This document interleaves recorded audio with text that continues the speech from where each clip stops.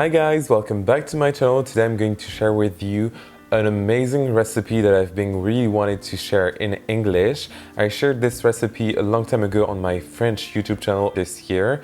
It is my Magnolia bakery banana pudding recipe, and I'm going to share with you 3 different versions. So it's a pretty big video today. I'm very happy to share it with you finally. And we are going to make a very plain and basic banana pudding, which will be amazing on its own, but we are also going to make a magnificent salted caramel banana pudding, and finally a chocolate Oreo banana pudding. So 3 recipes are amazing, so you need to watch this video entirely. You won't be disappointed. And I will make everything homemade, whether it is the vanilla wafers or the salted caramel or the custard. Everything will be done homemade, and it will be even better than Magnolia Bakery. So let's get started.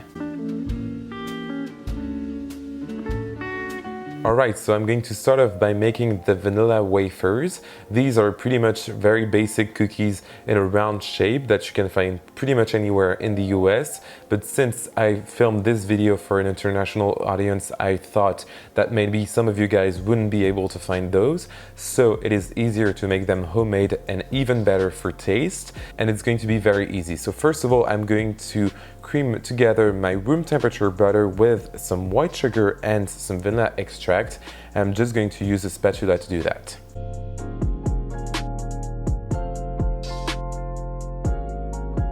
Amazing. To that, I'm going to add 2 large eggs and mix really well with my spatula. Perfect. Now for the dry ingredients, I'm going to use some very basic all-purpose flour, to which I'm going to add some cornstarch as well as some baking powder and a pinch of salt. The cornstarch pretty much makes the cookies even lighter, which is amazing and what we want in this recipe. And I'm going to mix everything up with my spatula once again. Alright, so our dough is pretty soft, so I'm going to let it rest in the fridge for about an hour or 2. If you are in a hurry, you can do that in the freezer, it will work as well. And then we can shape the cookies. Time to shake the cookies. Since our dough is pretty firm, I'm going to form some very small balls, and then I'm going to put them on my prepared baking sheet covered with parchment paper, and we can bake the cookies.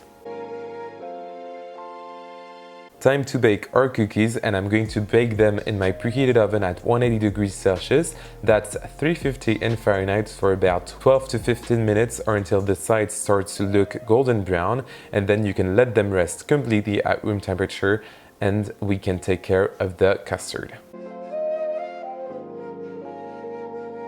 Cookies are done, so let's take care of the custard. I'm going to make a pretty simple vanilla custard recipe, which is pretty similar to my gâteau basque recipe that I shared with you a few weeks ago. And I'm simply going to start using some whole milk that I'm going to heat up until it reaches almost the boil.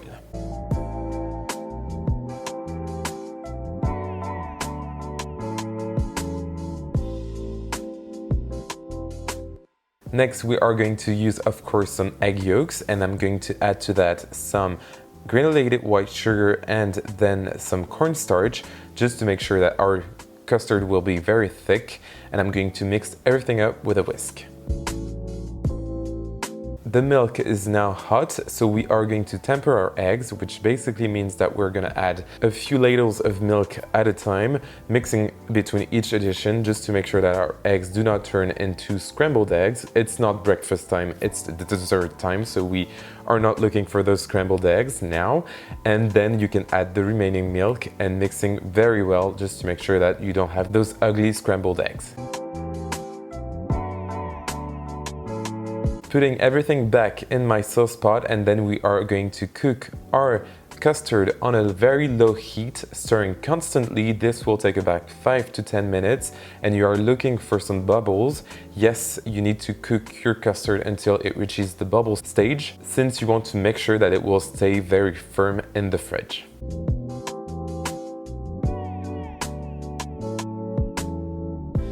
Once you have your thick custard ready, you are going to strain it just to make sure that you don't have any eggs and that everything is perfectly smooth and creamy. And then I'm going to add the very important butter to it, as well as my vanilla extract. This will make everything even richer. Now I'm just going to cover everything up with some plastic wrap and let it set in the fridge for about 4 or 5 hours or until completely cooled, and then we can work on the salted caramel and pretty much assemble the whole thing. Time to work on the salted caramel, and it's pretty easy. I'm just going to heat up my granulated white sugar with a bit of water. This will make sure that it melts even faster, and once I have a beautiful golden and caramel color, I'm going to add my whipping cream, and then I will mix everything with the whisk until it reaches a perfect thick and caramelly stage. This takes about 10 minutes. Just make sure to add a nice pinch of salt, and then your caramel sauce is ready. So let it cool completely at room temperature first and then in the fridge. You can store it many days, and it is amazing on ice cream, yogurt, or anything, but especially in those banana puddings.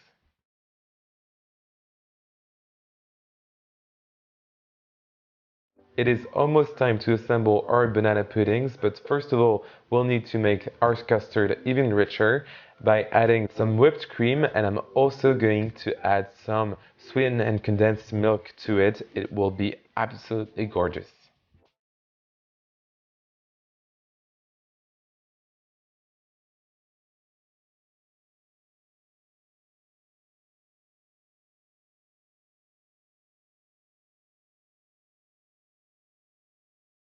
Alright, once you have a perfectly smooth and very fluffy, almost like a custard mousse, it is time to assemble the whole thing up. So I'm going to start off with the cream, then I'm going to add the wafers and then the banana bits. Of course, we need some banana in there, and then I'm going to repeat those steps until I reach the top of my mason jar.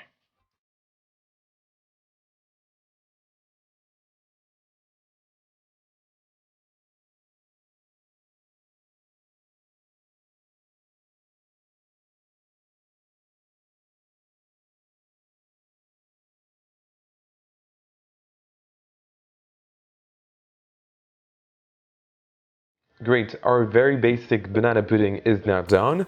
If you want to be even more brave and bold, let's now make an amazing salted caramel banana pudding. And I'm going to do exactly the same thing, but this time I will add some extra salted caramel sauce in there, and it's going to look absolutely wonderful.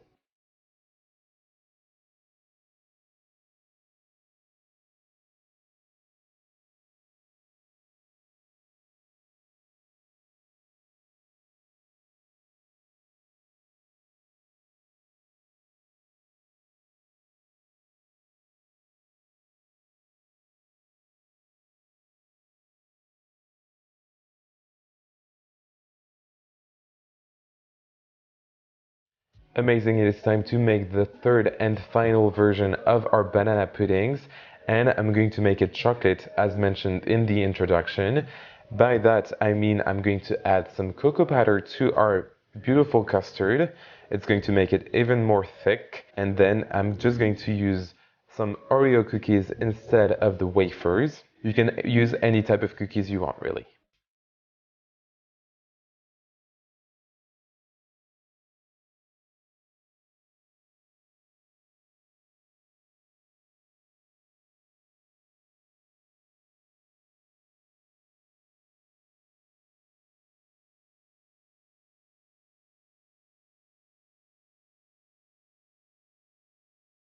And there you go, this is our beautiful banana puddings. I recommend putting them in the fridge for about 2 or 3 hours to make them set, and the next day it's even better overnight, since the cookies will get moist and very soft, and the custard will get even thicker overnight. Amazing.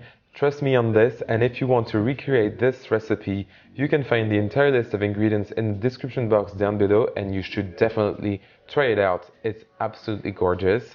Please subscribe to my channel and leave me a comment and a like if you enjoyed this video. You can also follow me on my social media, so Facebook, Twitter, and Instagram. Everything is right down there, as well as the ingredients, and I will see you very soon for another amazing recipe.